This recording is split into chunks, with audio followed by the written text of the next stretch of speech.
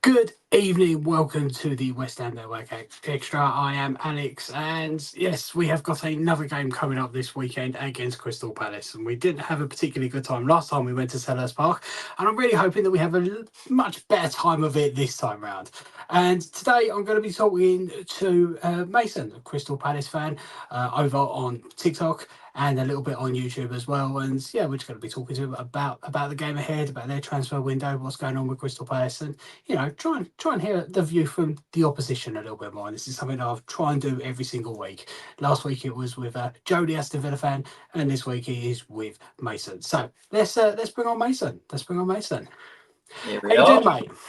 Yeah, not too bad. Yourself, all good? Yeah, not too bad at all. As this is your first time on something like this as well, is it?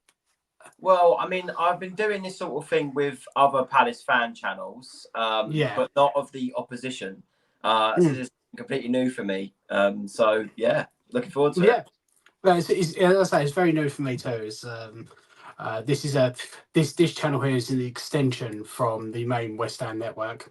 Yeah, I saw that. Where we try and bring some little bit of new content here and there, and just because that channel is kind of very loaded and it's got a lot of stuff going on. So another channel with things like this was good, and I thought this would be a great thing. Just kind of get to see points of view from opposition fans, and so hopefully, this is doing well. And well, I mean, where do we start? We've got a game coming up this week, and let's just rip the band-aid off and just say it wasn't a pleasant game last time we went to Selhurst Park for us.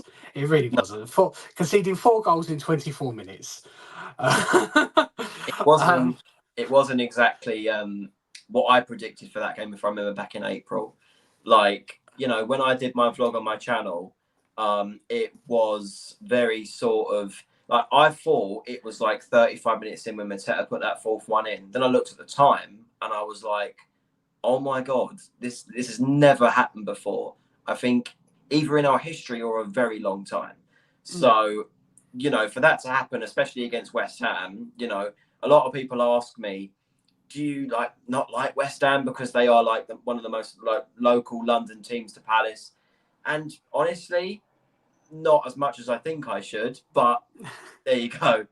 Yeah, I mean, when it comes to London rivalries, I think it's a little bit strange. I think when I've always looked at Palace, I've say, yeah, you're a London rival, but it's not exactly a team that I dislike in any way, shape, or form. It's just it's just another team. There's obviously some London clubs which I really don't like, but no, I mean I'd probably put like Palace and Fulham and Brentford into that category where they're rivals, but I don't really have kind of anything against them personally, or no problems with them. I kind of hope they do well. And I mean, you really did do well at the end of last season. I mean, obviously when we played you, that was just I think it was just at the start of that little resurgence that you had at the end of last season when Oliver Glasner came in, because he came in mid-Feb, didn't he? And I think he took a few games to get started, and then the last 8 games you didn't get beaten. I don't believe you had 7 wins, 1 draw. You beat us obviously 5-2. You beat Villa 5-0 on the last game of the season. You beat Man United 4-0, and you went to Liverpool and won at Anfield as well. It was absolutely incredible run, and which has led obviously to a lot of pundits and kind of thinking that Palace could go into this season and try and rediscover that same form that they had in last season, and maybe make a push for Europe this season. Yeah. Like, the thing is, a lot of people, like Palace fans that I've been talking to on social media a lot, I think they have really gone a bit over the top with the form kind of thing. Because one thing that I've always zoomed in on my channel last season, especially, was when we started like that brilliant run, beating you lot 5-2, Villa and United and whatever. We didn't really have a lot to play for. I think we beat Newcastle 2-0, and then we were safe. And I'm not putting that as like because normally every season we get about 40 points and get the flip flops out, and you don't know what Palace you're going to see. It seemed to be a bit more consistent, but I could see that we were going to lose key players. So I assume we're going to talk about the transfer window. Obviously, we'll get Elise. We're losing Anderson. Here we go and whatever. Mark Gay's still in contention to leave, and Jordan Ayew's gone to Leicester today. Yeah, no, I literally saw that about an hour before we came on. That it wasn't even so early, so short. It wasn't even in my notes. But yeah, I mean, it's been a. I mean, you always knew. I think you always knew that there was going to be a lot of interest in your players, especially Elise. I think it's really good that you've managed. It looks like you're definitely keeping hold of Eze, is there? Because I think he had a release clause which has now expired. Yeah. So it looks like you're going to be keeping hold of him, which I think is really good. But yeah, I mean, losing Anderson, he's been there for a couple of years, and he's been fairly decent. I mean, obviously losing Mark Gay will at the same time would be absolutely gutting. Obviously going to Newcastle, like how the fan base kind of feel about that? Because I mean, I've seen a couple of your videos, and you seem to have a little bit of a. I think we've got a lot in common, a little bit when it comes to our ball. We're not totally happy with our balls at the moment, like for different reasons. I feel sometimes.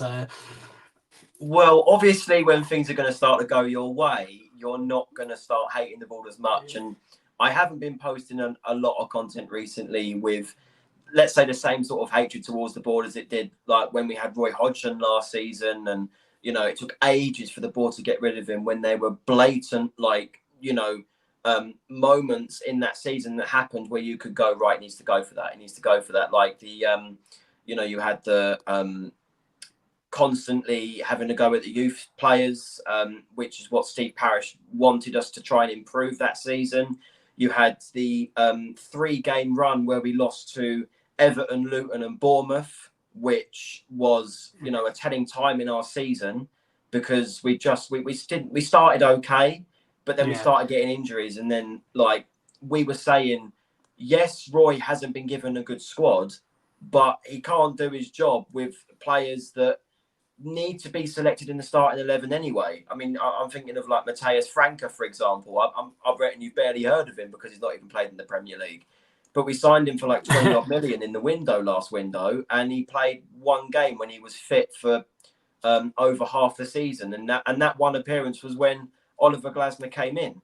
So that hatred towards the board was there, but I think one of my last videos on my TikTok actually was me giving credit to the board because we had the Anderson move and we were like, well, he's got to be replaced, and we've only got a week left of the window, and the board have looked to have already come up with 2 potential replacements in Lacroix and Thomas Araujo from Benfica.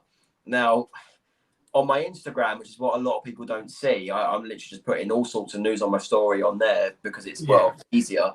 But we had a £14 million bid for Lacroix, rejected, and they want 17 million. And we're like, pay the money. The amount of revenue we've made in this summer alone is ridiculous.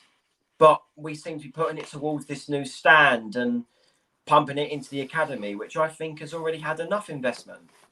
Yeah, I mean, it seems I mean, obviously, this transfer window for us has just been very, very, very surreal. This is just not how our transfer window usually goes. It's those kind of arguments where you say, "Well, just pay the money." Like, we've been saying that for so many times, and we've still had it in this transfer window where we've had some signs. Just pay the money. You're talking about an extra 2 or 3 million, right? Just do it. But yeah, I can get it. It can be very frustrating because we've been in that position before, and sometimes we are even now. I feel like this summer it's kind of been glossed over a little bit. The board are, the business that they are doing has kind of taken some of the attention away from them. But a lot of West Ham fans are still not overly happy with the board. When I say overly happy, I mean not happy at all, despite some of the business that we've been doing. But yeah, I mean, it is really trying to be important. I mean, you managed to bring in Ismail Sarr from Marseille, didn't you? Who used to be, I think he used to be at Watford, didn't he? For about 4 or 5 years, yeah. Yeah. So is he? I'm assuming that he is the kind of replacement that they're bringing in for Elise. Possibly. Well, I mean, yeah. I mean, again, I've been turning on my TikTok for a while. Like, it's impossible right now, short term, to replace Elise technically, because the impact he had in this team, it'd be very hard for a debutant to come in, whoever it is, and have the same kind of impact. Yeah. But even long term, I don't know if Ismail Assar is going to cut it in this league. And I'm not just saying it because I mean, obviously, again, I assume we're going to talk about our results last weekend as well. But in the game against Brentford, all right, he didn't get given too long on the pitch, but I just don't think he suits Glasner's play style of playing through the middle because he's a winger. Like he's more of an impact sub if he wants to change the system, maybe go to a 4-4-2 like he did against Brentford.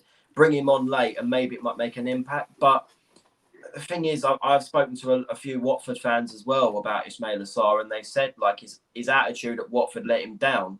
I don't want to compare him to Wilfred Zaha, but that's the sort of vibes that I'm sort of getting. Where yes, Zaha was a talented player at Palace. He was a legend at the club. Don't get that twisted. But sometimes his attitude let him down, and that is my concern with Ismail Assar. So yeah. Now, obviously, trying to replace a player like Elise was always going to be. We had the same kind of problem when Declan Rice left as well. You know, any player that we brought in was just not going to be at that level. You know, we weren't going to be able to do it. So yeah, it is a huge one when you lose a player like that, and you may end up being in a similar situation if Mark Gay leaves, because we saw. I mean, his performances in the Euros were absolutely superb. One of the best players in the Euros. He really was, and I think it surprised a lot of us.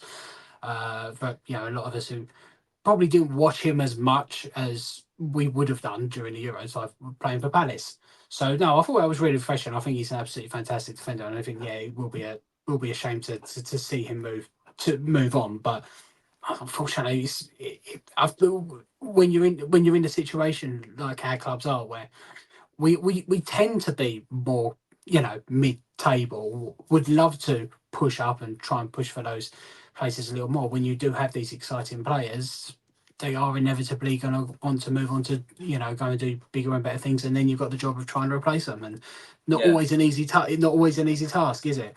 No. But I mean, you've still got a lot of really good players there. I mean, Mateta up front, I think he's a really, really good striker. We've talked about his, and we've got to talk about Adam Walton as well, who I mean, just kind of burst on to the scene last season, didn't he? Well, yeah. I mean, look, when he signed from Blackburn, and it was a bit more of was it really a panic buy? I think we got him right at the end of the January window. I think we'd signed Daniel Munoz, and then all of a sudden, Palace linked to Adam Wharton, pay the money, bang. Sort of the opposite to the Qua, really, because we just won't pay an extra £3 million, and we've been linked to him for a while. It was just pay the money, bang, done. And he come on against Brighton, funny enough, when we lost 4-1 under Roy Hodgson, one of his last games in charge. He come on at, I think it was it 1-0 down? I think Gay went off injured. And he come on and he made a few mistakes. And me included, I thought to myself, probably because we lost 4-1 to Brighton, I was a bit more like angry, to be honest. But I was just like, we just signed him at the Championship. It's a panic buy, blah, blah, blah, blah. But under Glasner, like, he's transformed himself. It's a shame that he didn't get any minutes in the Euros. I think that was probably the experience, and given some of the other players. I mean, obviously, when he did have a little bit of game time in the friendlies leading up to it. But I think I mean we were similarly disappointed as West Ham United fans that we didn't get to see a little bit more of Bowen, and I'm sure you were disappointed you didn't get to see a little bit more of Eze as well, because I thought that he could have added something into that side. But I think with Walton, I think with the competition in the midfield of England, where you've got players like Mainu and Rice as well, and some of the other players, it was always going to be difficult for him to break into it. But no, from what I've seen of him, he does. I mean, his passing ability alone, I think, is absolutely superb. Yeah. And his vision. So I've be excited to see how he does, and trying to break down defenses or trying to play those balls through defenses is something that we're going to have to keep an eye out for this weekend. So we'll quickly talk about the game against Brentford that you had at the weekend. Obviously, we both suffered 2-1 losses, and I mean, Brentford at home, Very decent side, very decent side. I mean, you've had a unfortunate goal disallowed. Uh, I think unfortunate's like not enough of how to say it. Like it was it's- unforgivable. I think's the yeah, better word, to be honest. that's- yeah. I mean, I did a little post on it where I talked about where I said I don't think it should have been given as a free kick. I think it's just coming together. They're just tripping over each other in the penalty area. But I think no matter what would have happened, whether if the referee had blown his whistle or not, I still think the VAR would have looked at that and disallowed it because of kind of a new rule that they've kind of brought in where they're looking to punish blocking in the penalty area by attackers a little bit more. And I think it was Hughes, wasn't it, who Yeah. he But kind of what is Will Hughes meant to do in that no, scenario? I totally agree with you in that situation. I do not think that there was any free kick there. Um, the Brentford attacker was looking for something, or the defender was looking for something, wasn't he? I mean, that's what happens in the penalty area. Players see an opportunity and they take it these days, and I feel the referee kind of fell for it a little bit. He saw a foul, he blew his whistle. Should he have blown his whistle? Is questionable, but sometimes I wonder if it's just the referee's instincts. You know, he sees a foul, he's like, "Right, I'm just going to blow the whistle." And also, in due fairness to him, I don't think he anticipated Eze to do what he did.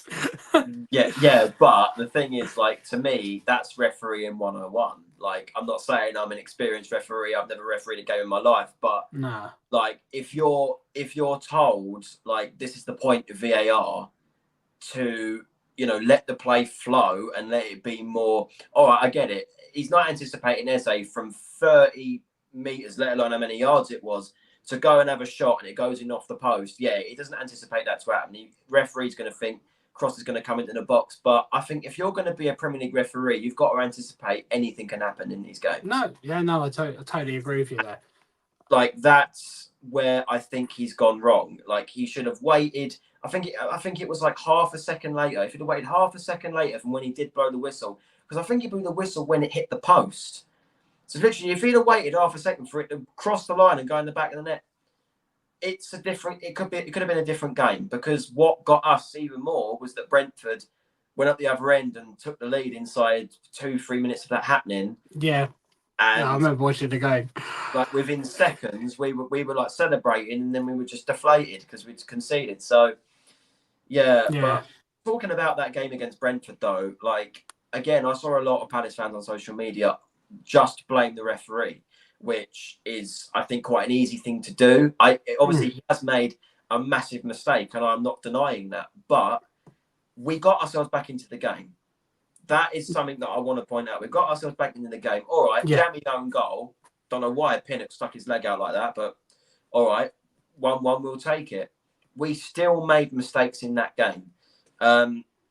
I think the substitutions that Oliver Glasner made didn't help. We had the same sort of thing when he first come in, and Glasner's got a record of not starting seasons particularly well, which you might be happy to realise because you're playing us on Saturday. But well, we are a complete unknown at the moment. I mean, we'll get into our game in a little bit that we've got, because obviously there's quite a lot of things to talk about. But no, yeah. I mean, if you want to, I mean, one thing I would like to mention is I really respected Eze's response in his interview afterwards, where he just kind of he accepted it, and you know, he said it's not the only reason why we lost, and we just kind of got to move on. You know, he didn't have a go at the referee, he didn't kind of bite down. It's just like, well, these things happen, and we've kind of got to move on, which is the right thing. It's the respectful thing to say.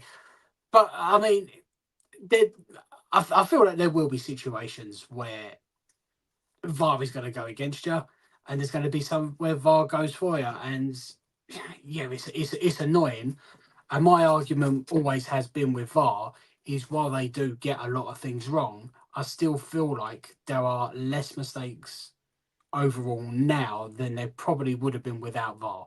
We get more correct decisions. It's just because they're publicised more, it makes it look a lot worse than it is. But that's the thing. It's very easy for fans to say, I want to get rid of VAR, blah, blah, blah, blah. But the trouble is, I saw a video the other day. I don't know who posted it on TikTok, but I saw a video. And he was like, if we take VAR away, completely abolish it and have it how it used to be, the one time someone is 3-4 yards offside and the goal's given, everyone's calling for VAR back. That's what I said. I said within 2 weeks, people would be calling for it to be back. Because I remember all before VAR, we were calling it for years for people to, for the Premier League to introduce video technology, to stop these silly things from happening, to get these correct decisions. And yeah, a lot of decisions they do get correct, but there's a lot now which they don't. But I feel like it's because it's publicised, because of social media. When people talk about it a little bit more, it just looks that way, that there are more mistakes now. But they just look more ridiculous now than they did before. Yeah. It looks even worse because you're like, you looked at that twice and still got it wrong. That's the frustrating thing. But what gets me about the Eze thing, again, going back to that, is that when the ball goes in, VAR, why did they check it then? Because it was a rule posted on Premier League's Twitter account that the VAR can't intervene. And I know that these players are on thousands a week, and they should be able to, still play as well as they did 2 minutes ago if there's a little break and whatever. I get it, but you could arguably say, they check it for a little while. The Palace players are going, well, what's going on? And all of a sudden, Brentford take the lead. You could easily say that led to it. But like I said, we got ourselves back into the game. Yeah. We made mistakes on the pitch. Off the pitch, I think there was some questionable substitutions that Oliver Glasner made. I'm not one to criticise him normally, but that was a bit of an iffy moment. And yeah, I mean, did we deserve the win? I don't think so, even though we had the ball in the net 3 times, because obviously we had the Edouard one that was offside as well. I think for that one, he's just got to do better. But yeah, it is what it is. We move on and hope that game was a blip, to be honest. Yeah. Well, I think that's all you've got to do. And obviously that we're going to go into the game on Saturday. And I had to look up a little stat here because I seem to remember there's been 27 goals in the last 5 games between West Ham and Crystal Palace at Selhurst Park. I was about to mention that. 27 goals. There's 14 in the last 2. Yeah. It was 5-2 and 4-3. Yeah. And the 2 before that were 3-2 to West Ham. I think the other one was 2-1. So, do you expect goals this weekend? Yeah. I think it is. I think. I mean, obviously, you could be weakened defensively. I do expect. I think we all kind of expect Gay to still play. I do. Anderson obviously probably won't. Well, he definitely won't, will he? No, but Gay, I do expect to play. But I mean, I think there's always going to be a question mark. If there is a possible move coming up, if there's an impending move going up, how is that going to affect his mentality and things like that? I think there's question marks there. But then on our side, we could be starting with a completely different back 4 than nearly a completely different back 4 than what we started with when we last played during Selhurst Park back in March, because of all our new signings. And one of them could actually include an old Crystal Palace player in Aaron Wan-Bissaka. Well, yeah, I mean, obviously seeing Wan-Bissaka back at Selhurst Park is always a bit weird. He left the club, 5 years ago. He's a player that I've always respected. His slide tackling ability, I think when he was at Palace, it was the highest tackle success rate in the Premier League. I mean, if you look at the Premier League players at that time, you had Van Dijk in his prime right up there. I mean, you think of other players in like 2018, 2019, that time, like he was really, really good. But you said about changing your back 4, like from the last time, isn't that for the best after what happened last time? Yeah, most definitely. No, we totally agree, and I welcome it. I do welcome it, because that affects. I mean, I don't even know what happened in that game last year. It was I remember sitting exactly where I was sitting because I was watching it on it. And I was just, it was depressing. It was depressing just seeing this. It was a great volley from Emerson. I'll point that one out. Probably the best finish of the whole game. Or was it Henderson missing the ball completely for your second goal? I think that got put down as an own goal to Mitchell. No, it was Mitchell. Own goal. Was it? I had to look up here. I thought he said Henderson, but I think it was an own goal. I think Antonio got the other one. Yeah. But no, we go 1-0 behind, and whenever we go 1-0 behind, we're like, okay, right, it's 1-0. Right, we can come back for this. There's 2-0, you're like, oh fuck. And then within like 10, 15 minutes, it's 4-0, and you're like, oh, just fuck off now. Yeah. Let's just go home. And yeah, I mean, I'm going to the game on Saturday. So I'm going to be at Selhurst Park, and I've never been before. It's a place I've always wanted to go, but I've never been to Selhurst Park before. So I'm really hoping that we see a much better performance. It's funny because you're the away fan. You're going. I'm not. I'm working at Tottenham. Funnily enough, I'm working at Tottenham's ground. So you're working at Tottenham's ground. Yeah, against Everton. Yeah. So there you go. Yeah, it's funny because you're the away fan, but yeah, I mean, I've been to enough Palace games over the last 10 years. So, I think one of the best goals I saw actually was Ayew's goal against you lot in the Boxing Day. Like, that was just pandemonium. Absolutely. Yeah, I think that's another player that we're kind of glad probably won't be playing on Saturday. Well, I mean, he'd have probably been on the bench. Like, but he has a record against us as well. So yeah, I mean, what do you reckon your lineup's actually going to be? I mean, you would probably say Eze and Mateta and Walton, and I mean, what would you imagine that your lineup probably will be at the weekend? Well, I mean, you got to go Henderson in goal. I mean, there's links with Sam Johnston leaving to Nottingham Forest or Wolves or Leicester, I think it is. So Henderson in goal, because we've got not really any backups, to be honest. Back three will probably have to be, without Anderson, it would probably have to be Mark Guéhi. Now, the thing is with Mark Guéhi is that he had a bit of an iffy performance against Brentford. I think you can put, especially the first goal. Obviously, I said before about the excuse of the pause and whatever, but he let Mbeumo cut inside. I mean, that is like criminal, to be honest, to be doing that. And everyone was joking about on social media going, and you wanted him for that much money, like once he'd done that. But, and everyone was saying as well as an excuse, well, you've got the transfer speculation and all that. Now, I think if Anderson was still at the club and he was playing, then Glasner might have been able to put Guéhi on the bench and maybe give the new signing Charlie Riyad a go.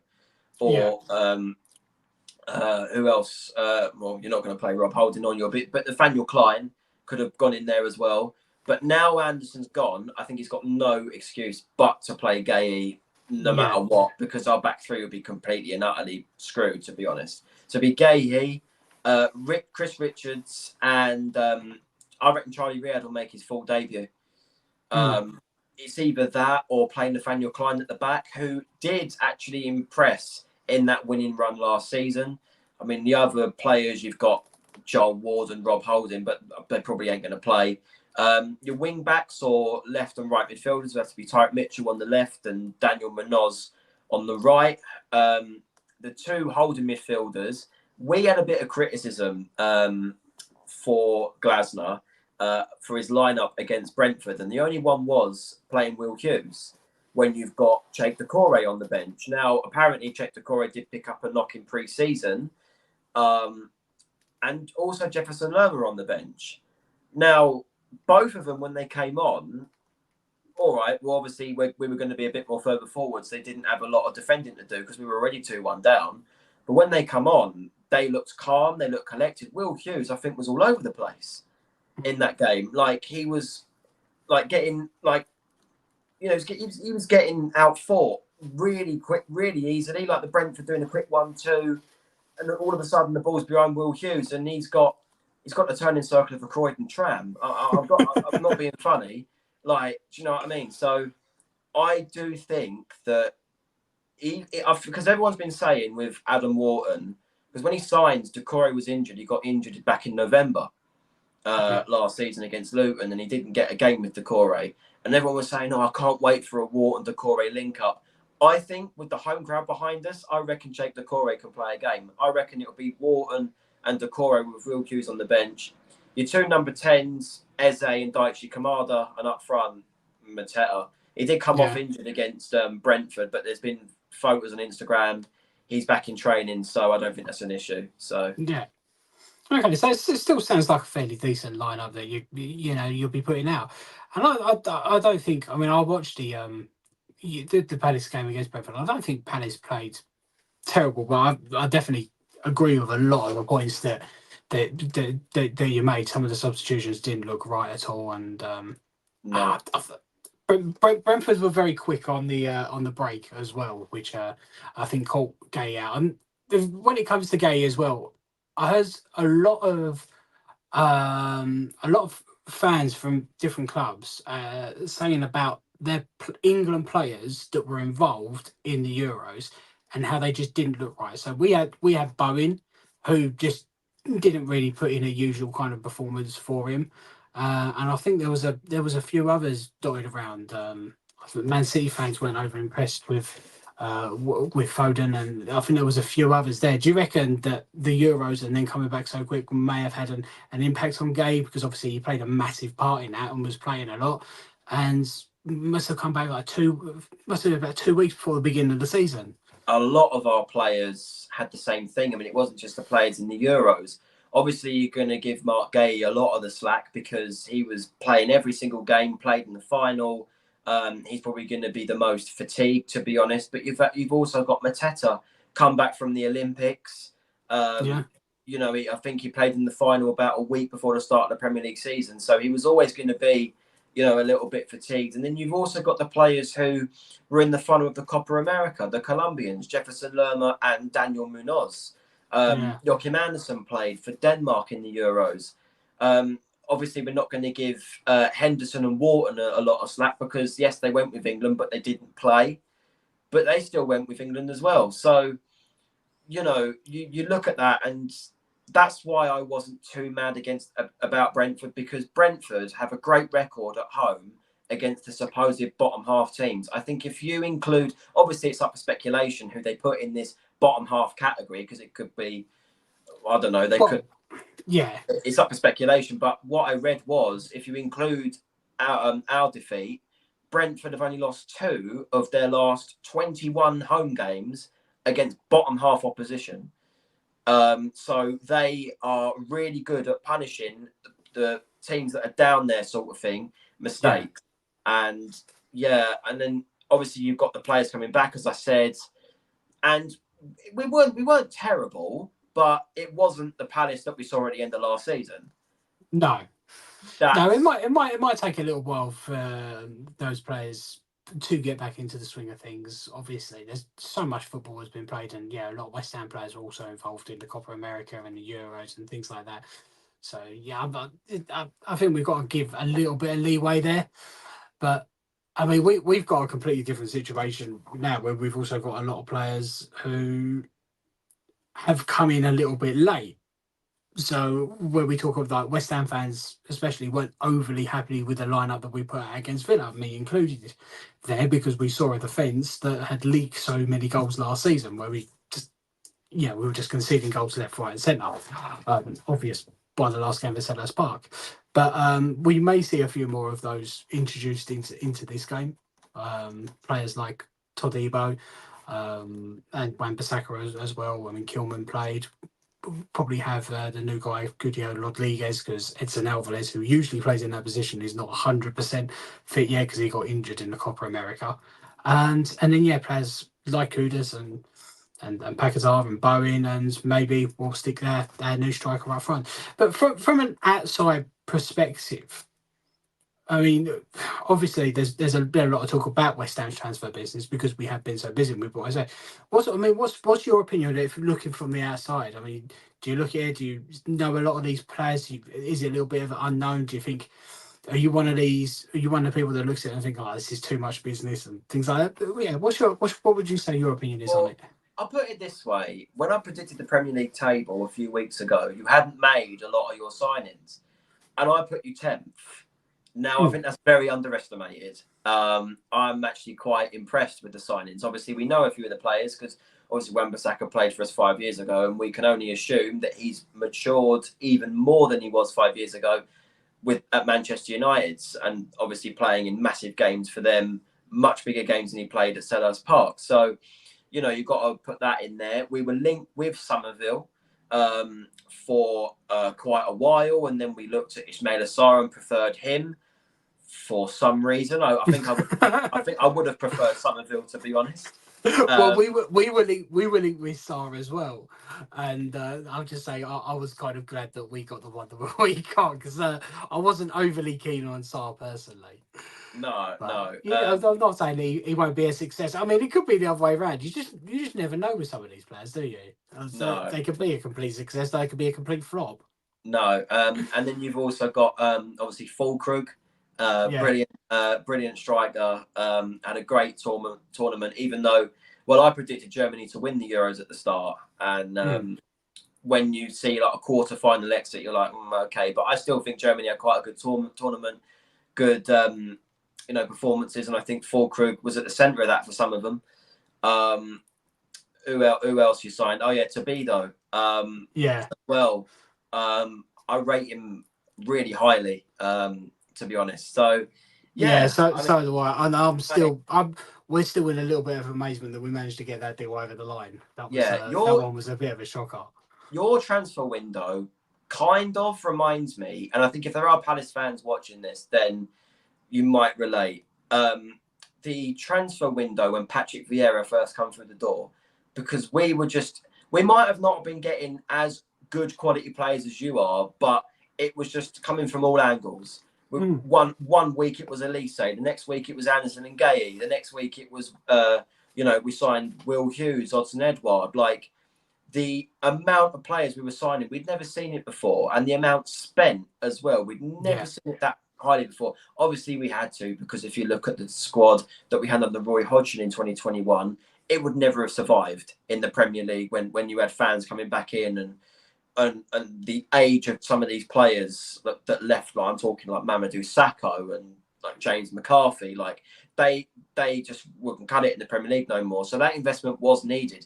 But yeah, I can relate to that. And when I look at our transfer window this time out, I thought we were going to have a similar kind of window as you guys. Got Charlie Riyad in at the very, very start of June. Kamada was a little bit later on, but then it's all of a sudden quietened down when we're getting rid of quite a few players. And instead of it being, I've never seen as many players signed, in actual fact, I've never seen so many players leave this summer. Yeah. So, I mean, we were worried about some of our biggest players going. I mean, obviously we had the whole Paquetá situation, which is still ongoing, and he's definitely not going anywhere at the moment because no one's going to want to pay for him. But he's going to be available for a short amount of time. And we were a little bit concerned about Mohamed Kudus going somewhere, but very much like Eze, he had, I think he had a release clause, but that expired. So he's not going to go anywhere this season. So we've kept a lot of the players that we wanted to keep from last season. But because under Moyes over the last few years, we had a very small squad. He liked a smaller squad that he could work with, and we had no strength in depth. We went for a period where we lost Kudus, Paquetá, and Bowen, and we were completely toothless, and we didn't win a game without any of them in the side. We were just absolutely terrible. We weren't much better when they came back, unfortunately, because the defence was absolutely shocking with Kurt Zouma in there, whose knees are completely gone. Like Mavropanos and Aguerd, and for a very defensive manager, a lot of West Ham fans just got so frustrated with the amount of goals we conceded last season. So we needed an overhaul to the squad. We needed to introduce some strength in depth. It is a little bit annoying because we've been in Europe for the last 3 seasons and really needed the strength in depth then, and we didn't have it. And now we're not in Europe. Suddenly we've got it. And one of the concerns is, we need all these new players. Are we going to be able to keep them all happy? Would have been a lot easier if we were in Europe, because that would have given us some games where we could have played them. But now we're in that situation that we're not. But it's a nice kind of problem to have for a season where we have got strength in depth, and I feel like all the players that we have brought in have strengthened in the positions that we needed to strengthen in, and that's something that we never used to do. A lot of people have compared this to when Pellegrini came in, I think in 2021, and he brought a load of new signings in. But you look at those signings then and then now, there's just massive difference in quality. Yeah. For one, I mean, in that summer we brought in Ryan Fredericks, to play right back. This summer we've brought in Aaron Wan-Bissaka. Yeah. I'm sorry, that's levels, quality. levels, you know. So it's we've definitely done a lot of good business, and now obviously we it's got to work on the pitch. We've got the new manager in, and he's going to be introducing a new style, a new way of playing, and these players have got to gel. So when I look at the game on Saturday, you can say, well, yeah, Palace may not be at their best. They may be missing some of their defenders, but I have no idea what kind of performance we're going to be able to put in. I don't know if we're going to see a performance that was similar to the one against Villa, which wasn't a bad performance. It just lacked creativity, really. Yeah. Players like Bowen and Paquetá really didn't put in a good performance, but Kudus was absolutely incredible. I will sing to the high. Continue singing Kudus' name. Right? I think that guy is just absolutely incredible. But yeah, I look at it and I'm like, yeah, I just don't know how the game's going to go. And that's why I do believe it could end up being quite another high-scoring game. And I say that now, and it'll probably be like a boring 0-0 draw. 0-0, yeah. Especially how it's your first game at Selhurst Park. Yeah, it's going to completely change, yeah. But the thing is, when, I think of games like this, I always think of who we've got in the next few fixtures. And my only worry is if we lose to West Ham on Saturday, we're probably going to go in the international break with nothing, because our next Premier League game after you is Chelsea away. Now, if you go into the big six, I think Chelsea are the worst team out of all of them. But our head-to-head record against Chelsea is the worst. If you compare any two teams that are in the Premier League right now, we've got the worst record. And when you've got that sort of momentum against you, it's going to be very hard to go to Stamford Bridge and get anything, even if it's just a draw. So if you then go into the international break with nothing, our first game back is against Leicester at home. Depending on how they start, they might punish us. And then we've got United, and I think in October we've got Liverpool and Tottenham in the same month. So, you look at this game, and the thing is, I'm normally right. I want to be proved wrong, but I'm normally right. If I look into a game now and I'm looking at a fixture in 2 months' time, I'm like, we're not going to be in a great position if we're always going to look back at this game, is what I'm basically going to say. And obviously, difference with this one is that we've got also the League Cup in mind. Now, something that we've never really taken seriously as a football club over the last, I would say, 10 years. But I would say we've got quite a winnable tie at home against Norwich. And I think Glasner is that kind of forward-thinking manager that, yes, West Ham at home in the league is a lot more important. But when it comes to the tactical decisions throughout the game, he might be thinking, right, I've got a League Cup game in 3 days' time against Norwich,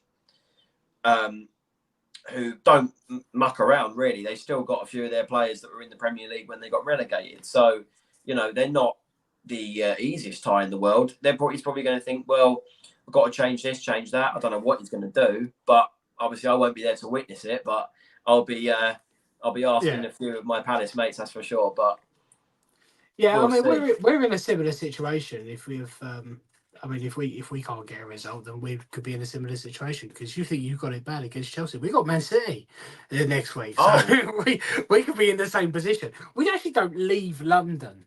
We haven't got a game outside of London until the 27th of October. Amazingly, which is actually quite incredible, because we got Palace, then we're at home to Bournemouth, then we're home to Man City, then we're away to Fulham, where we lost 5-0 last season. Then we're at home to Chelsea, away to Brentford, home to Ipswich, away to Tottenham, and then on the 27th of October, we leave London and go to Manchester United. I mean, we don't leave London until the 28th of September. We've got Norwich, and then we've got Chelsea away. We've got Leicester at home, United at home, and then we go to Everton. Another ground that we haven't got a great record. But yeah, so I mean, no. I look at a lot of the teams, and I think last season was a very was a very much a surprising kind of league in regards to teams like Aston Villa, who made a run for it, Newcastle, didn't really perform. They had a lot of injuries. Chelsea were, very injury hit prone. Manchester United weren't particularly performing as well. And I just look at this season, I think it's going to be another really unpredictable one again, because I'm looking at the teams that you usually would expect up there. It's like you look at Liverpool and you go, yeah, no, they're the same Liverpool as last year. But they're the same Liverpool as last year under a different manager. Are they going to be able to do the same things that they were doing under Klopp? You look at Chelsea; they've got a new manager. They've brought a new team again. How long are they going to take to really gel as a whole? And then you look at the teams like yourselves, like Crystal Palace, who did have a really strong finish last season. Oliver Glasner, who is a really good manager. You think, well, maybe they can cause some problems. You look at Brighton; they can cause some problems as well. Villa, Newcastle with no injuries, no. I know. Yeah, you and Brighton, which I've never understood. I actually want to get at. What is it with Palace and Brighton? Look, I mean, Exactly. people, if people don't know any of my platforms and you don't know me, I'm actually quite a young Palace fan. I don't look it, I know. I'm only 19. I've been supporting Palace since 2011. Yeah, 2011. So I saw us play Brighton for, I think it was one game at the end of that season. 2012-13, we actually played them 4 times because we played them in the playoff semi-final as well. So that's 5 times. I mean, we didn't play them again until 2017-18 when they got promoted. So I'd say we've had about, what, if you do the maths on that, it's about 15 games now since against Brighton. And not only until they got promoted to the Premier League, and a lot of Palace fans were like, oh dear, because when they got promoted, we weren't the best teams. We obviously, Sam Allardyce, she's been your manager before. He was our manager when Brighton got promoted. Good old Sam. Yeah, we weren't in the best of positions. We just finished 14th in the league. Took it was a last home game win at home against Hull to relegate them to keep us up. And I think if they'd have beat us, then we'd have been relegated. But not only until then did I know that it was a rivalry. Now, from what I can understand, because I've looked this up, and there was a video on BT Sport when we played each other. I think it was just before COVID. And he said it was like some kind of scuffle between 2 managers back in the 70s. Yeah. Like, the thing is, right, people are going to say, well, why'd you follow it then? Because realistically, I have to. Like, well, we've got a similar thing with Millwall as well. But they are a lot more local than Brighton are to us. Well, yes, they are a lot more local, but they're not totally local to us, so to speak. And I think that was more born before my time as well. And I've never actually overly been fussed about Millwall, but because I'm a West Ham fan, I've got to hate them. You got to hate them. But yeah, when it comes to the Palace, you look at a lot of other rivalries and you're like, okay, yeah, they're local. That makes sense. That makes sense. That makes sense. Because there's something there. But you look at the Palace and Brighton one, you're like, what? Yeah. They hate each other. I mean, it's bad. Why? It's bad when it's named after a motorway. Like, it's the M23 Derby or something. Like, everyone just calls it a derby because we're at other ends of a motorway. Like, that is literally how it goes. And I mean, look, we don't play Brighton until December unless we get them in the cup or something. But yeah, look, Brighton getting Europe 2 years ago, that is what sort of fused up my hatred with the board, which is what you mentioned at the start, because we got promoted was it 4 years before Brighton, and they became everything we wanted to in 4 years less time than we did. And I used to compare their owners and like the managers they brought in, the progressive things they've done, and I look at Steve Parish. But what I think I've got to appreciate, and something that I've never really sort of picked up on until now, is that 3 years before we got promoted to the Premier League, we had a lot of financial trouble with Simon Jordan back before I started supporting the club. Very opinionated man, that. Well, yeah. And I met Simon Jordan in Box Park in Wembley before, but yeah, that was when I said I'm a Palace fan. He turned around and went, "Oh, yeah." So you know, but Steve Parish did really well to get us up, and a lot of the pundits back in 2013 were basically tipping Palace to go down in bottom of the league, and the fact Tony Pulis kept us up in 11th place.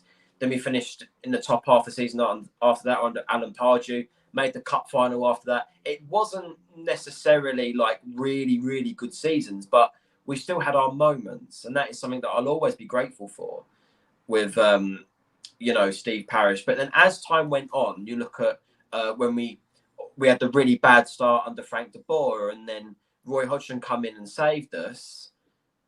I was starting to think then, oh, I'm the only one on this live now.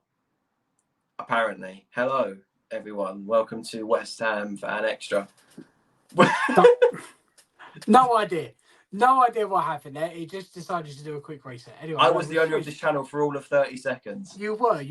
Yeah. Come back now. I did just. Yeah, okay. But quickly, No. all right.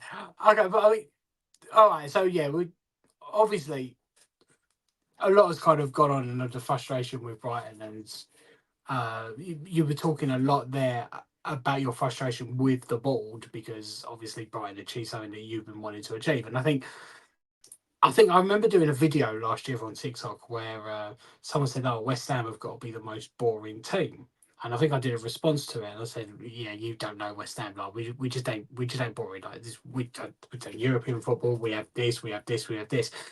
And I think I said Palace was probably up there with the boring one, because they're always kind of mid-table, not They're really always kind of sort of pushing. there. Like they make up Yeah, numbers. they're never really kind of pushing for the Euro, but haven't really been in a relegation battle for a few years either. It's just We always sort of flirt with relegation a little bit.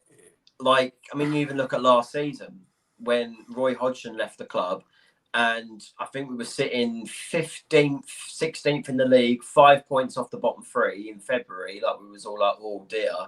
And then we got in Oliver Glasner, who had never had experience in the Premier League, and it wasn't really the sort of time to get in a winner of the Europa League. We didn't really need that kind of man. That was my opinion, and a lot of other Palace fans' opinions. We didn't know that whole run was going to happen. We thought we needed more of a Graham Potter. Yes, he was a Brighton manager, but when you're in sort of desperate need of a manager that can keep you up, you look past that. And we were like, we need a Graham Potter. We need a Lopetegui was in there, funnily enough. We need, I think Steve Cooper was up there as well, because he'd just been sacked from Forest. Yeah. But obviously, again, that is something I will give the board a lot of credit for, because they were obviously right. You know, I couldn't have really said when we won 6 games in 7 at the end of the season, "No, you should have got in Steve Cooper and all it," because we just wouldn't have done as well as we did. So yeah, I mean, yeah, yes, we always flirt with relegation. But I mean, you look at, like, when you say boring, did you watch Palace in lockdown? Oh my God. Well, no, I did, but I was watching West Ham, and we were very much the same. We were very much a oh my God team as well during lockdown. We go on. Yeah, we had a really kind of incredible time during lockdown as well. I remember watching all those games with the empty stadiums. It was some of the best.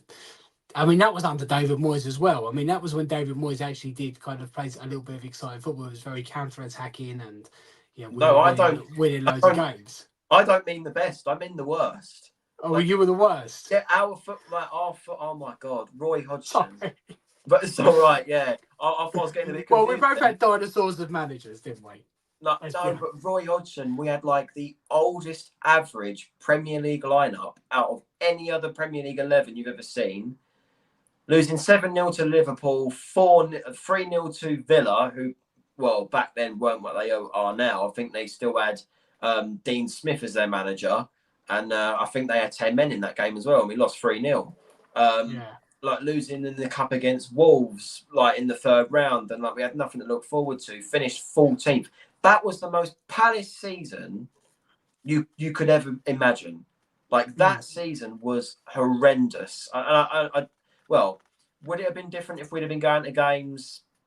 Well, I'm not a genie. I ain't got a clue. But you know, that season was just like the most. We weren't really teetering relegation. We did a little bit at the start. We didn't start too well. Oh no, we did. We won our first 2 games. No, I think we went on a terrible run after that, and then we went in the bottom 3, and then we sort of woke up and never seen it again. And then we were pushing in the sort of top 10 region, and then we went downhill again. And that is Palace. Like, that is how we roll every year. Like, and all we want to see this season, and a lot of people have been predicting this, is something a little bit different. Now, I'm not one of them Palace fans that are going to go out there and say Europe. Never in a million years, because even if you look outside the top 6, and you said, like, you know, I put Chelsea to finish 8th. I don't think Chelsea are going to do all that well, and you know, I think Villa might drop off a little bit because they're in the Champions League, and Liverpool as well. I said Liverpool would still finish 3rd on the Rane slot. I still think they're going to do all right, but obviously I don't think they're going to do terrible. No. There is that argument out there with like Liverpool, and they might change, and people might start breaking into. Obviously, look at Newcastle. I think Bournemouth are a bit of an outside shout as well. I think they're doing all right with Viriolo. Obviously, Brighton, don't really think about them. West Ham with all the signings and us.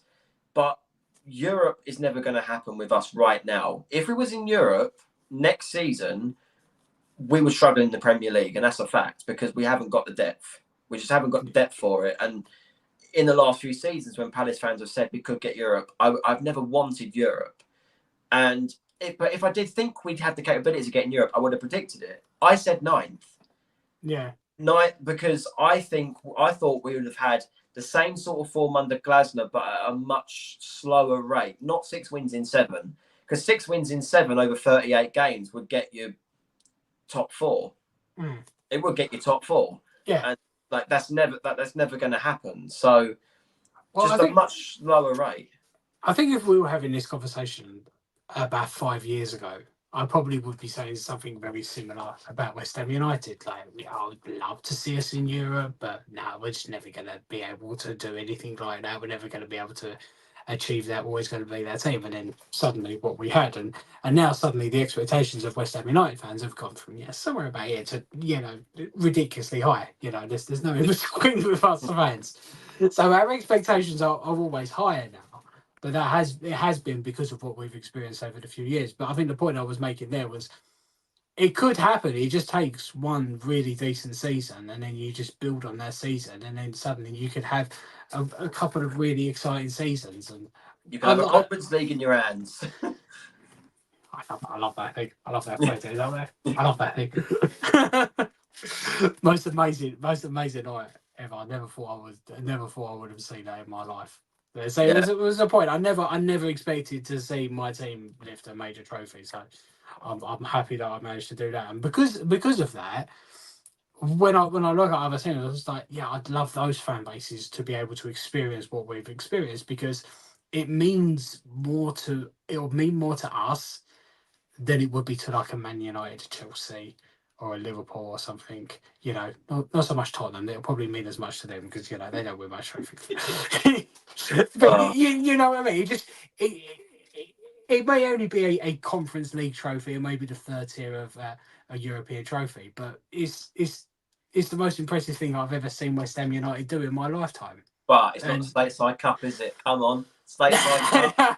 No. That was right. That was so awkward, because I had never seen. I don't count us finishing 5th in the Championship as a trophy. When we lifted that playoff final, obviously I was only I was 7, so you know, to us, I thought we won the Premier. To me, I thought we won the Premier League, like, or the World Cup. Do you know what I mean? Like, I've seen us win 2 playoff finals. Yeah, but I've seen it happen. But now, like, one against Crystal Palace, I think. Yeah. Did we lose the one against Palace? I think you lost against Palace. Yeah. Yeah, no, we lost against Palace.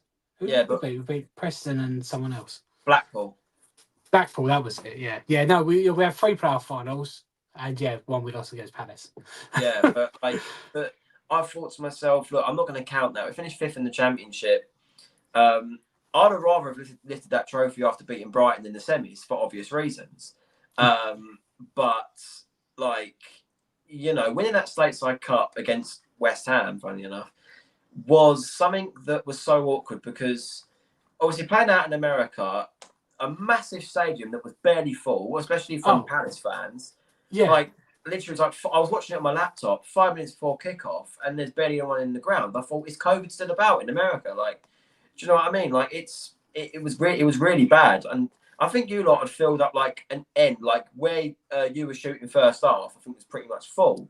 If you look where we were shooting first half, oh my god, it was like a quarter full, and I was even for us, that it wasn't as full because we done Australia the pre-season the year before, and we were filling up the stadium a lot, like not as big as stadiums, but we were filling them up. We had a lot more fans coming, so it was a little bit surprised, and it was a really weird one out in America because I don't think we'll be seeing them doing it because they were right in the storm season, and our first pre-season game against Wolves got delayed for 2 hours.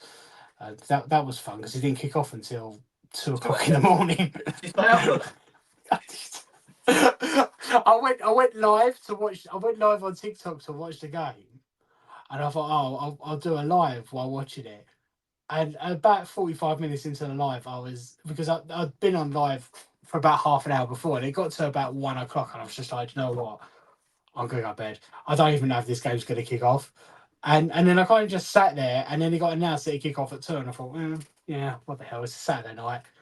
I was not a huge amount to do tomorrow. What the hell? And I stayed up. And then I made a video at about 4:20 in the morning, and then went to bed, and then got woken up by my kids at 7:30. So I was very knackered. Not the best night then.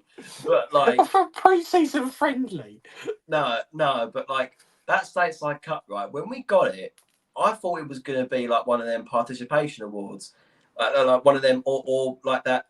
I can't remember what competition it was, where you used to get a certificate printed out on the computer and you get given it in the frame, like that sort of thing, because it was a pre-season sort of thing. But the trophy was absolutely huge. Yeah. It was like, Anderson's holding it. It's almost taller than him.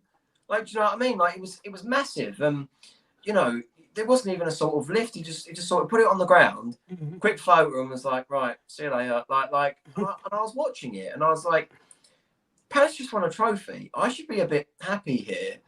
But obviously, like the start of the season hasn't gone too well, and obviously I'd rather lift something better than that. But obviously, it's not going to be realistic. But so that was fun. And I said after the West Ham game, we're playing them in 3 weeks' time, and our luck, we won't play as well. Well, I just think it's a very unpredictable game at the weekend. Yeah, a very unpredictable game. So as it's so unpredictable, I'd love to know your predictions. Right, we said it's a high-scoring game, and I put a lot of thought into this because I thought you'd ask. I'm not going to be one of them boring fans that's going to settle down for a draw on this one. It's going to go either way here.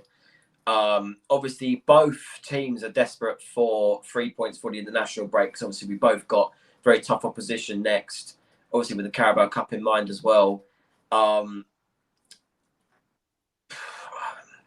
players we've got out, obviously Anderson being a main one, I don't think it's a huge loss, because Oliver Glasner, it doesn't really fit his play style anymore with the quick play. Anderson used to be one of them that could pump it 30, 40 yards out wide, and then, so I don't think it's a massive miss. And for that reason, I'm going to say 2-1 Palace. 2-1 Palace. Fair enough. Well, what about you? I'm not going to sit on the fence either. I went for a draw last weekend against Villa, and it wasn't. But I also do believe it is either going to go either way. I don't think it's going to end a draw. This game doesn't tend to end a draw. It does tend to be a high-scoring game. I desperately hope it's not a repeat of last time. I can see it being 3-2, and I honestly wouldn't be surprised if it went either way. It could be 3-2 either team, but I'm going to go 3-2 West Ham. I'm going to go 3-2 West Ham. I'm going to go with a little bit. I'm going to go with a little bit of confidence. No, I am actually one of those fans who, when I expect us to lose, I will say I expect us to lose. I did it against Brighton last season, our second game away from home last season. I predicted us to lose against Brighton, but we went there and got a 3-1 win, which we never do at Brighton because we've got a horrible record against them. So we both love Brighton very much. But saying that, I'm going to an away game, and I don't. I don't tend to see us win away. I don't go to a lot of away games though. No, I mean I've been to the London Stadium because with Palace's ticketing availability, it's quite easy to get West Ham because I think you've got one of the biggest away ends in the Premier League. Yeah. And when you've got a ticketing system for us that's really outdated and the points are like high, like really high. Like I've been going 10 years and I think I've got about 6,500 points. I think first day availability is 9,500. Like I predicted, what am I talking about? I worked it out. I'm 19 right now. For me to be able to get first day access to be able to go home and away, I've got to be 25. Because the only way you can get points is season ticket purchases or ticket purchases, which you need season ticket for anyway. Yeah. And merchandise, which I've got quite a bit of already. So, Is it, you know. No, your point system sounds so much better than ours.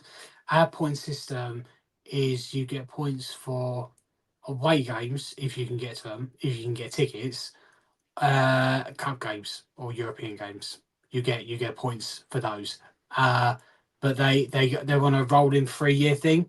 So after 3 years, if you had a really good 3 years, that's what it'll be. But then it's a rolling 3-year thing. So as can desperately drop. So I had something like 17 points because you only get like a point per thing, and usually our points start off around. For away games, I think it's like 55 or 60 points, I think, maybe a little bit higher for away games, and then it drops all the way down. So it's really hard to get away tickets as it is. But I'm down to 7 points. Because I've got a season ticket, but I don't get any points for having a season ticket, which is really annoying. I only get them if I go to the cup games. But this is what gets me with Palace because, like, our ticketing system's not great, and like.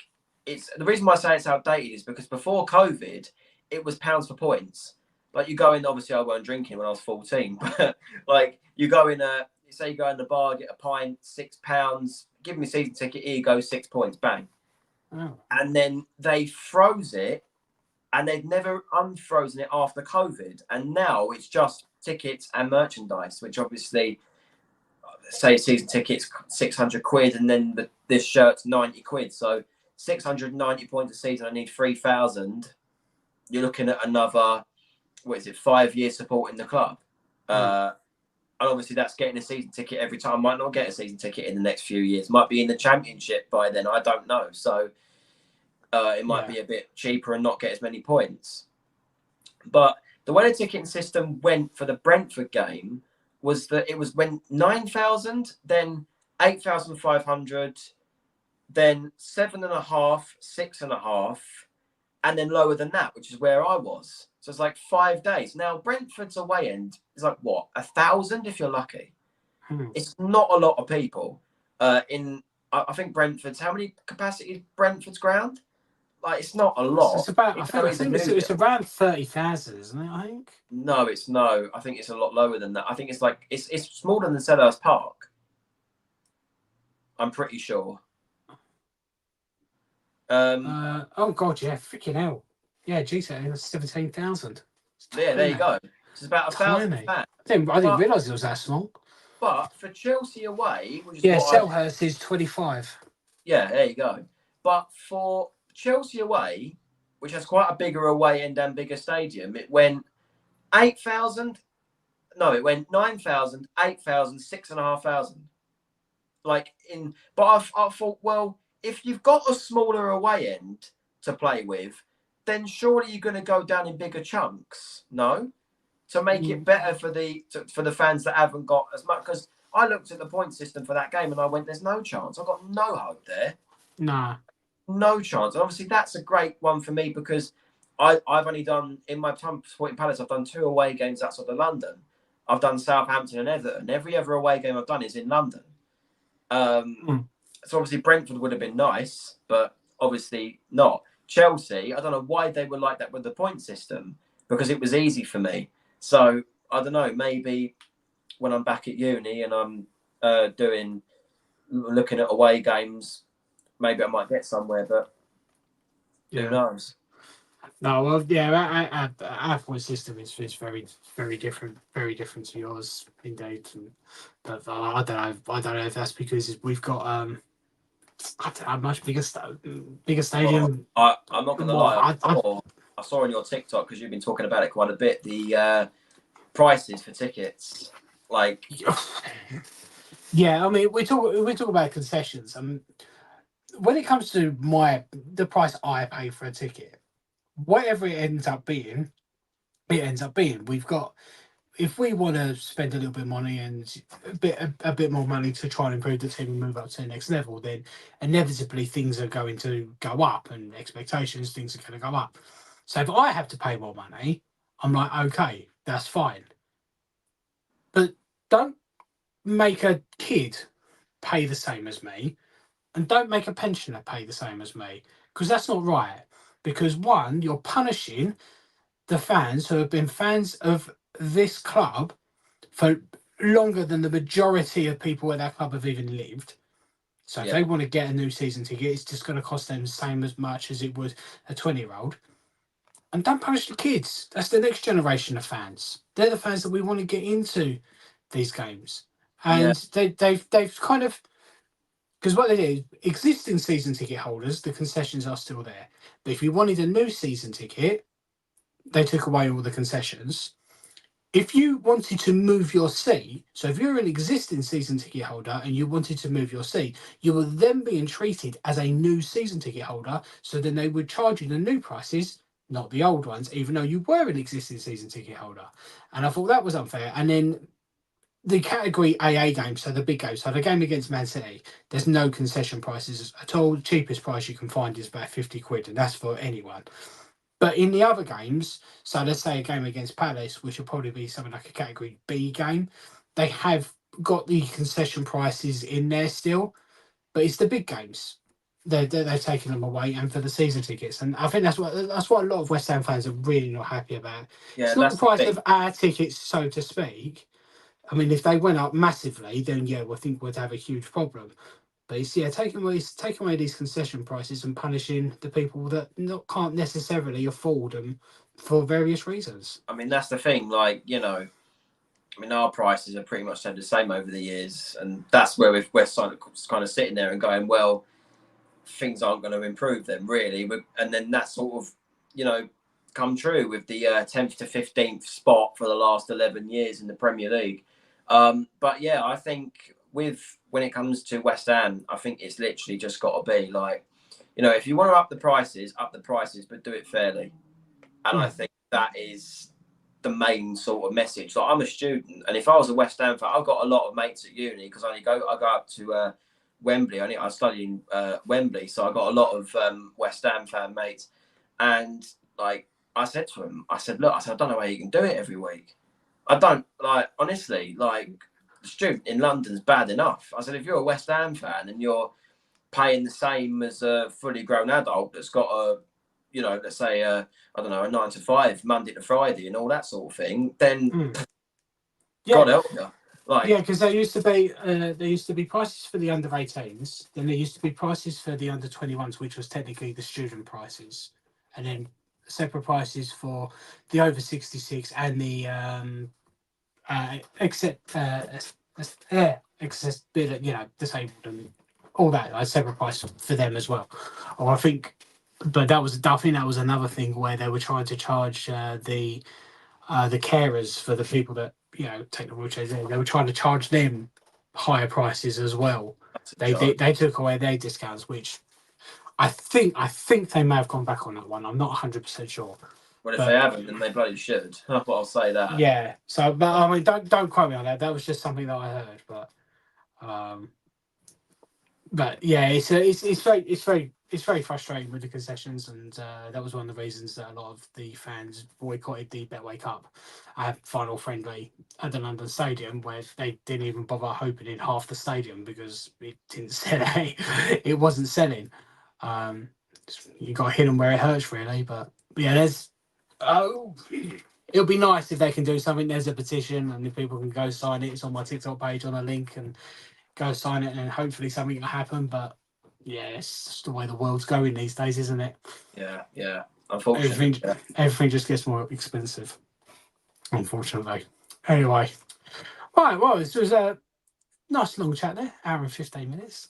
It's been a thoroughly good chat, mate. I've properly enjoyed it. Yeah.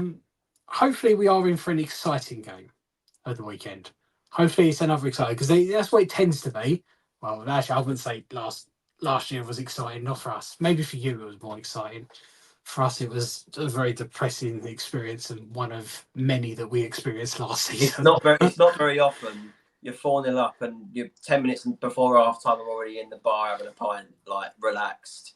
Like I'm 4-0 up after 31 minutes. Like, yeah, 31 minutes. Like when 10 minutes before half time, I think we were going down the stairs and Antonio had just got one back, and I heard the faint cheers from you lot.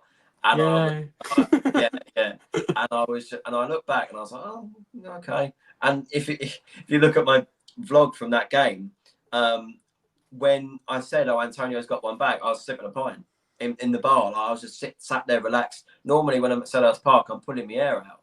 Yeah. Like, do you know what I mean? So for that to happen was just so different, I suppose. Like, I was obviously happy because we were like thrashing West Ham, and obviously just for a bit of bragging rights, you know, I've got a lot of West Ham fan mates at uni and all that. So yeah, that was an added bonus. But like, it was just more of a celebration because it was quite relaxed, and we were closer to safety because we weren't 100% safe in that game. So yeah, it was. I don't know. I don't think the same thing's going to happen again. I really don't think so. I think it's just we've got to try and learn from the Brentford game and see where we go for that one. Like, we're not going to be full of confidence. Like, we've not, like, because that was straight after we beat Liverpool, and we were full of confidence. Well, I didn't think we'd still score 4 inside half hour, but you know. Who knows? I think I remember doing my kind of match preview for that game beforehand, and I think I said, well, we'll have to be a little bit wary because they've just gone to Anfield and got a win there. So, you know, they're going to be dangerous. They're going to be dangerous. But you know what? We can go there. We can get a result. I think I said it's going to be a high-scoring game, but I think it'll be tight. Yeah. and then it wasn't. But I was ever the optimist last season. I'm continuing to be ever the optimist this season. I always will be. Yeah. Because why not? But yeah, hopefully it'll be a good game. Where can everyone find you if you want to, do a bit of plugging? You got a YouTube page as well? Palace Mad Mason. It's Palace Mad Mason on YouTube. Palace Mad Mason YT on TikTok. I it's like the company. I am on 11.5k followers on the TikTok page, which obviously is, you know, massive for me. I never thought I'd get to that number. Like, that is like I am in a very similar experience to you. I kind of just started this as a little bit of fun just over a year ago, and now I'm sitting on a YouTube page that I started a couple of months ago, chatting to rival fans on a live. It's very random. Yeah. The thing is with the YouTube channel is that it's taken a lot of work over a few years. Like, my first video was when Patrick Vieira first come in, so it was 3 years ago, and I'm on 1,000. We're coming up to 1,700 subscribers, and it's taken a lot of time. But the thing is with the TikTok growing is that I've not neglected the YouTube channel per se, but maybe I haven't been putting as much effort in because the TikTok's become a lot more successful. But I've found that is a lot easier because TikTok's more short clips, scroll. YouTube, you've got to literally type in the name, find it, go on the video, watch a whole 8-minute video of me normally ranting about something. I think TikTok is a lot easier for picking up followers and getting traction and going viral and things like that. YouTube is, I think, naturally a lot slower, and you've got to build up that. You build up a community more on there. So I do the lights, and I keep seeing the same people coming here. Like JP here, he's someone who jumps on all as well, and you can see how pleased they are about some. Sally and Karen, it's funny. That is funny. That is great. That one. But yeah. Yeah, you see similar people coming into this, but no, but no, yeah. I'll say I'll follow you, and yeah, I can't remember if hit subscribe on YouTube page, but I'll make sure I do that as well. So Thanks. yeah, yeah. Well, good luck for the rest of the season. Hopefully, it starts getting better for you after your loss on Saturday against us. Uh, and hopefully it's not another mediocre season for you, and you actually do something, because I think it'll be good for Palace to have a little bit of a run at something, and hopefully the fans have something Can more I to say cheer about. likewise? Like, you know, I hope you have a good season after you lose to us on Saturday. And hopefully we're falling up inside half hour again. Yeah, we're still waiting for our season to improve after the last time we played you. Fuck. Still hasn't improved, but hopefully no, it will be getting better. A lot different situation. Anyway, thank you everyone much for watching, and yeah, I will be. I'll probably have a match vlog coming out for my trip to Selhurst Park on Saturday, as well as a match review after. Anyway, thank you all very much for watching tonight. Hope you've enjoyed the video. Do not forget to hit the like and subscribe button, and I shall endeavour to be back next week, where hopefully I will be talking to a Manchester City fan as well. Anyway, good night all. See you later.